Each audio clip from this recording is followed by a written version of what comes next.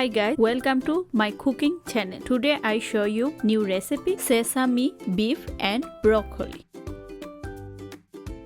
প্রথমেই উপকরণগুলো দেখিয়ে দিচ্ছি। 2 চামচ অলিভ অয়েল, 1 চামচ ভাজা সেসামি, 3 চামচ সয়া সস, 2 চামচ কর্নফ্লাওয়ার, 1 কাপ পেঁয়াজ, 2 চামচ সেসামি অয়েল, 1/4 গোলমরিচের গুঁড়ো, 1 কাপ কাটা গরুর মাংস,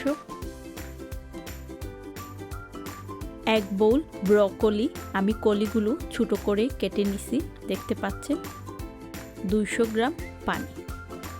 প্রথমে একটা সস বানিয়ে নিব, তার জন্য নিচ্ছি 200 গ্রাম পানি, দিয়ে দিচ্ছি তিলের তেল,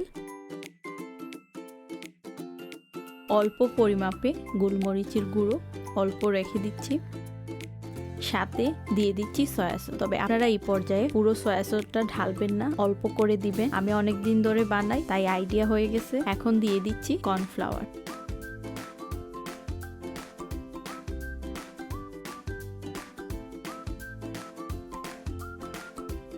এখন সবকিছু ভালো করে মিক্সড করে নিব।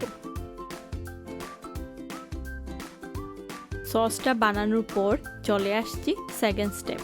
প্রথমেই মাংসের পিসগুলোর মধ্যে দিয়ে দিচ্ছি গোলমরিচের গুঁড়ো। এখন ভালো করে মাখিয়ে অপেক্ষা করব 10 মিনিট।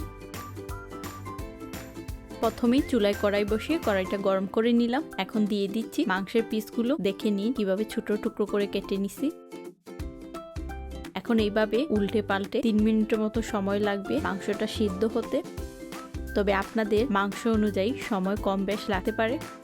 দেখুন আমার মাংস থেকে কতটা পানি ছাড়ছে। আপনাদের মনে হতে পারে যে কিভাবে সিদ্ধ হবে, মাংসের পানিতেই মাংসটা সিদ্ধ হয়ে যাবে। এইভাবে শুকিয়ে যাওয়ার পর নামিয়ে নিচ্ছি।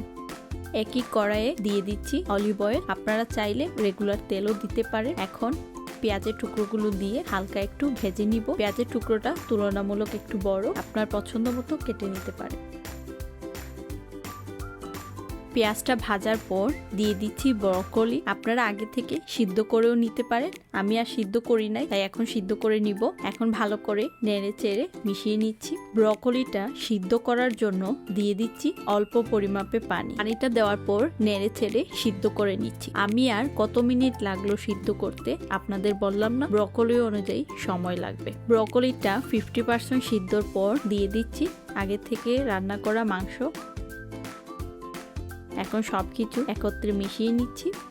এখন দিয়ে দিচ্ছি আগে থেকে তৈরি করে রাখা সস। সসটা চারিদিকে ঘুরিয়ে ঘুরিয়ে দিবেন। এখন ভালো করে একটু নেড়েচেড়ে নিচ্ছি যাতে ব্রকলির গায়ে সসটা লেগে যায়। এখন ঢাকনা দিয়ে মিনিট 2 অপেক্ষা করব হাই হিটে। এখন ঢাকনা খুলে দেখে নিচ্ছি কি অবস্থা। Wow, yummy. এখন নেড়েচেড়ে নিচ্ছি। তবে এই অবস্থায় টেস্ট করে আপনার কাছে যদি মনে হয় একটু চিনি অ্যাড করে নিতে পারে, টোটালি অপশনাল, আপনার চয়েস। শর্টকাটে একটা রান্না আপনাদের সাথে শেয়ার করলাম। গরম ভাত বা ভিন্নি ভাতের সাথে গরম গরম খেয়ে দেখবেন কেমন লাগে, কমেন্ট সেকশনে অবশ্যই জানাবেন। দিয়ে দিচ্ছি ভাজা তিল, চারপাশ ঘুরিয়ে ঘুরিয়ে দিয়ে দিলাম। And please like the video and don't forget to subscribe my channel, and thank you for watching. Bye bye, see you next video.